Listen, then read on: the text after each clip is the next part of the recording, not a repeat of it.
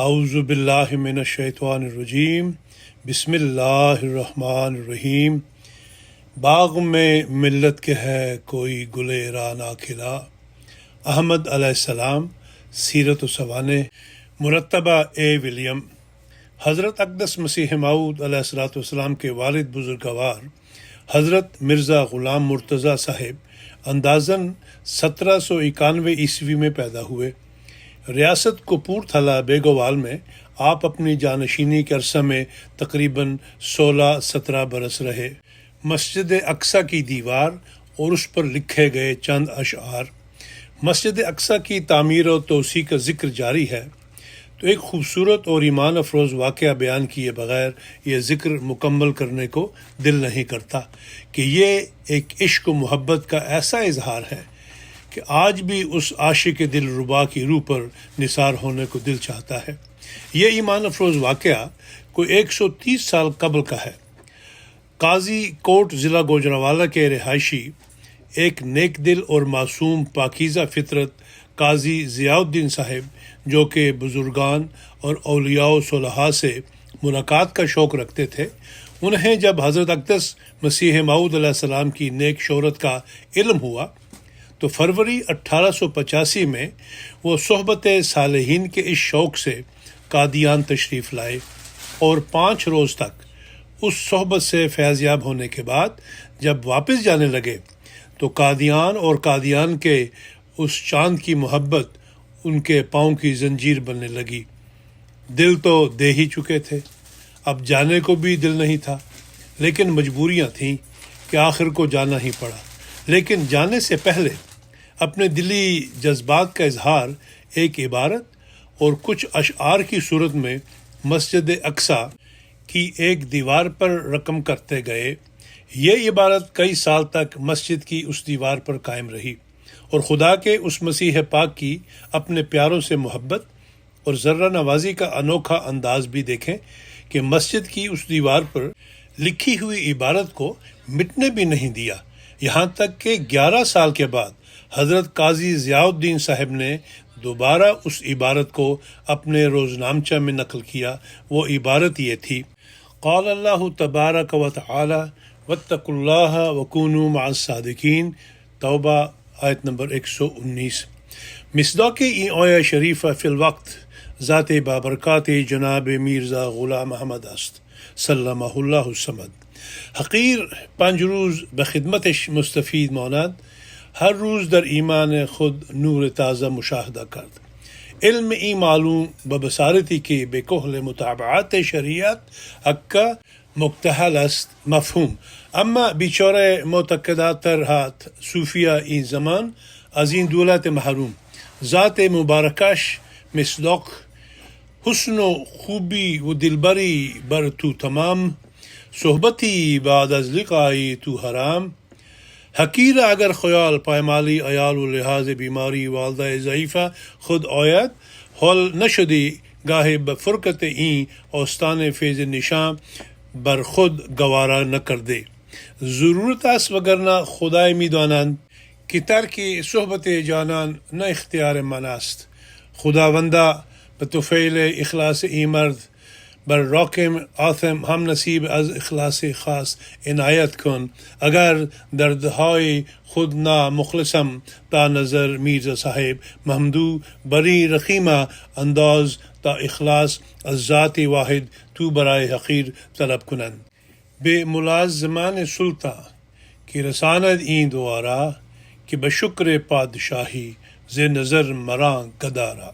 راکم الحروف قاضی ضیاء الدین عفو عنہ از کوٹ قاضی تحصیل وزیر آباد ضلع گوجرانوالہ، محررہ 7 فروری 1885، اصحاب احمد جلد 6 صفحہ نمبر 7 اور 8۔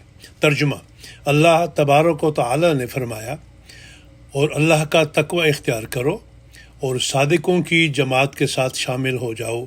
اس آیت کریمہ کے مصداق اس دور میں حضرت مرزا غلام احمد علیہ السلام سلمہ الصمد کی ذات مبارکہ ہے۔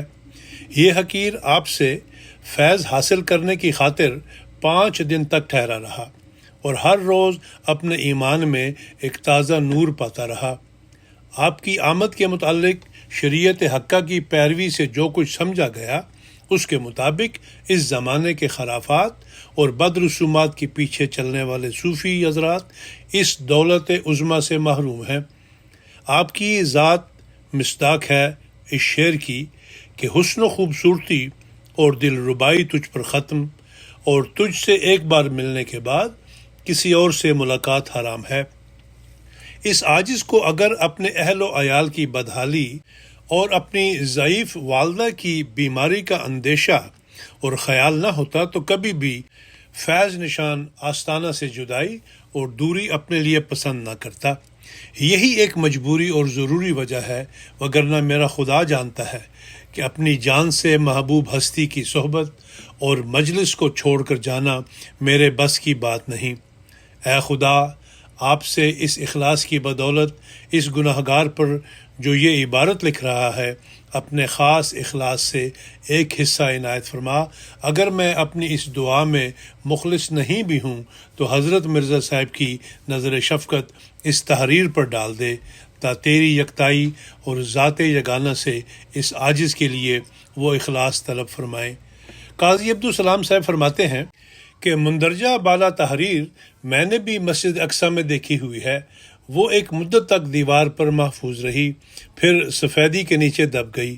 11 سال کے بعد دیوار ہی سے حضرت قاضی ضیاء الدین صاحب نے 13 جنوری 1896 کو اپنے روزنامچہ میں اس عبارت کو نقل کیا۔ یہ ساری تفصیل اصحاب احمد جلد 6 صفحہ نمبر 7-8 پر موجود ہے۔ اصحاب احمد کے مؤلف حضرت ملک صلاح الدین صاحب MA کی وفات کے بعد ان کے صاحبزادے ملک کریم الدین صاحب نے اصحاب احمد جلد 6 کو قدر نظر ثانی کے ساتھ شائع کیا ہے، جو اس کا تیسرا ایڈیشن ہے اور دسمبر 2005 میں شائع ہوا ہے۔ اس کے صفحات 12-13 پر یہ عبارت مع ترجمہ کے موجود ہے۔ حضرت اقدس مسیح موعود علیہ الصلوۃ والسلام کے والد ماجد حضرت مرزا غلام مرتضیٰ صاحب کا انتقال۔ سیدنا حضرت مسیح موعود علیہ الصلوۃ والسلام اپنے والد ماجد کے آخری عمر کے جذبات کا نقشہ کھینچتے ہوئے بیان فرماتے ہیں۔ حضرت عزت جل شانہ کے سامنے خالی ہاتھ جانے کی حسرت روز بروز آخری عمر میں ان پر غلبہ کرتی گئی تھی۔ بارہا افسوس سے کہا کرتے تھے کہ دنیا کے بیہودہ خرخشوں کے لیے میں نے اپنی عمر ناحق ضائع کر دی۔ ایک مرتبہ حضرت والد صاحب نے یہ خواب بیان کیا کہ میں نے رسول اللہ صلی اللہ علیہ وسلم کو دیکھا کہ ایک بڑی شان کے ساتھ میرے مکان کی طرف چلے آتے ہیں، جیسا کہ ایک عظیم الشان بادشاہ آتا ہے۔ تو میں اس وقت آپ کی طرف پیشوائی کے لیے دوڑا۔ جب قریب پہنچا تو میں نے سوچا کہ کچھ نظر پیش کرنی چاہیے۔ یہ کہہ کر جیب میں ہاتھ ڈالا جس میں صرف 1 روپیہ تھا، اور جب غور سے دیکھا تو معلوم ہوا کہ وہ بھی کھوٹا ہے۔ یہ دیکھ کر میں چشم پر آب ہو گیا اور پھر آنکھ کھل گئی، اور پھر آپ ہی تعبیر فرمانے لگے کہ دنیا داری کے ساتھ خدا اور رسول کی محبت ایک کھوٹے روپے کی طرح ہے، اور فرمایا کرتے تھے کہ میری طرح میرے والد صاحب کا بھی آخری حصہ زندگی کا مصیبت اور غم اور حزن میں ہی گزرا، اور جہاں ہاتھ ڈالا آخر ناکامی تھی۔ اور اپنے والد صاحب یعنی میرے پردادا صاحب کا ایک شعر بھی سنایا کرتے تھے جس کا ایک مصرع راکم کو بھول گیا ہے، اور دوسرا یہ ہے کہ جب تدبیر کرتا ہوں تو پھر تقدیر ہنستی ہے۔ اور یہ غم اور درد ان کا پیرانہ سالی میں بہت بڑھ گیا تھا۔ اسی خیال سے قریباً 6 ماہ پہلے حضرت والد صاحب نے اس قصبہ کے وسط میں ایک مسجد تعمیر کی کہ جو اس جگہ کی جامع مسجد ہے، اور وصیت کی کہ مسجد کے ایک گوشہ میں میری قبر ہو تا خدا عز و جل کا نام میرے کان میں پڑتا رہے۔ کیا عجب کہ یہی ذریعہ مغفرت ہو۔ چنانچہ جس دن مسجد کی عمارت بہما وجوہ مکمل ہو گئی اور شاید فرش کی چند اینٹیں باقی تھیں کہ حضرت والد صاحب چند روز بیمار رہ کر مرض پیچش سے فوت ہو گئے، اور اسی مسجد کے اسی گوشہ میں جہاں انہوں نے کھڑے ہو کر نشان کیا تھا دفن کیے گئے۔ اللہم ارحمہ وادخلہ الجنہ، آمین۔ 80 یا 85 برس کے قریب عمر پائی۔ کتاب البریہ، روحانی خزائن، جلد نمبر 13، صفحہ نمبر 199 اور 191۔ حاشیہ: آپ کی سوانح اور سیرت پر ایک نوٹ۔ حضرت مرزا عطا محمد صاحب کے 5 بیٹے تھے: مرزا غلام مصطفیٰ صاحب، حضرت مرزا غلام مرتضیٰ صاحب، مرزا غلام محمد صاحب، مرزا غلام محی الدین صاحب اور مرزا غلام حیدر صاحب۔ حضرت اقدس مسیح موعود کے والد بزرگوار حضرت مرزا غلام مرتضیٰ صاحب اندازاً 1791 میں پیدا ہوئے۔ ریاست کپورتھلا بیگوال میں آپ اپنی جانشینی کے عرصہ میں تقریباً 16-17 برس رہے۔ قادیان سے جلاوطنی 1802 یا 1803 میں ہوئی اور 12 سال بعد حضرت مرزا عطا محمد صاحب کی وفات 1814 یا 1815 میں ہوئی۔ قادیان واپسی کی جو تواریخ ملتی ہیں وہ زیادہ تر 1832 کے قریب زیادہ قرین قیاس معلوم ہوتی ہیں۔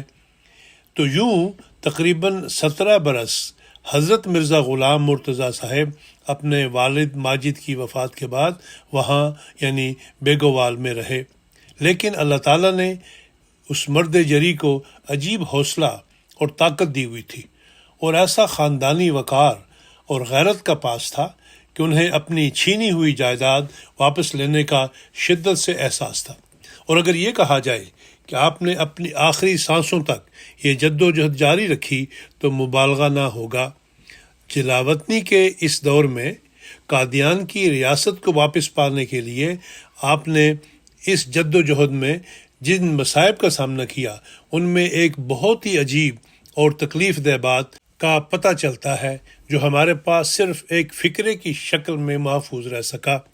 حضرت اقدس مسیح موعود علیہ السلام ایک جگہ اپنے والد ماجد کے مصائب کا تذکرہ کرتے ہوئے فرماتے ہیں: میری پیدائش سے پہلے میرے والد صاحب نے بڑے بڑے مصائب دیکھے۔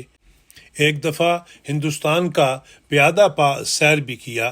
کتاب البریہ، روحانی خزائن، جلد 13، صفحہ نمبر 177۔ حاشیہ: سارے ہندوستان کا پیادہ پا یعنی پیدل سفر کرنا جہاں آپ کے شدت غم اور پریشانی کو ظاہر کرتا ہے، وہاں آپ کے عزم و ہمت کی بھی نشاندہی کرتا ہے۔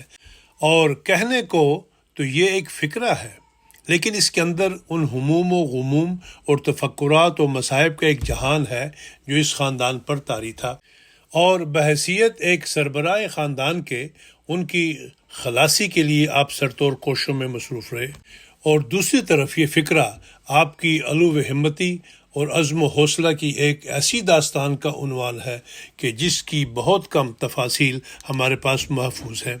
نہ جانے کس طرح اپنی کھوئی ہوئی اور غصب شدہ ریاست اور وطن عزیز کو واپس لینے کی جد و جہد میں آپ مصروف رہے کہ پورے ہندوستان کا پاپیادہ سفر کیا، راجوں مہاراجوں کے پاس گئے اور اپنا موقف پیش کیا، اور اللہ تعالیٰ نے آپ کو کامیابی بھی عطا فرمائی کہ بالآخر قادیان آپ کو واپس ملا، اس کی ریاست اور سیادت آپ کو واپس ہوئی۔ گو کہ قادیان کے ساتھ وہ سارے دیہات واپس نہیں ملے، صرف 5 دیہات واپس ہوئے، لیکن اس وقت کے اعتبار سے یہ ایک بڑی کامیابی تھی۔ رنجیت سنگھ جیسے انسان سے کھوئی ہوئی بلکہ چھینی ہوئی جائیداد اور مال و متاع واپس پانا گویا شیر کے منہ سے نوالا واپس پانے کے مصداق تھا۔ بہرحال اب ہم قدر تفصیل کے ساتھ اس بزرگ صاحب عزم و ہمت انسان کے کچھ سوانح اور بیان کرتے ہیں، باقی آئندہ انشاءاللہ۔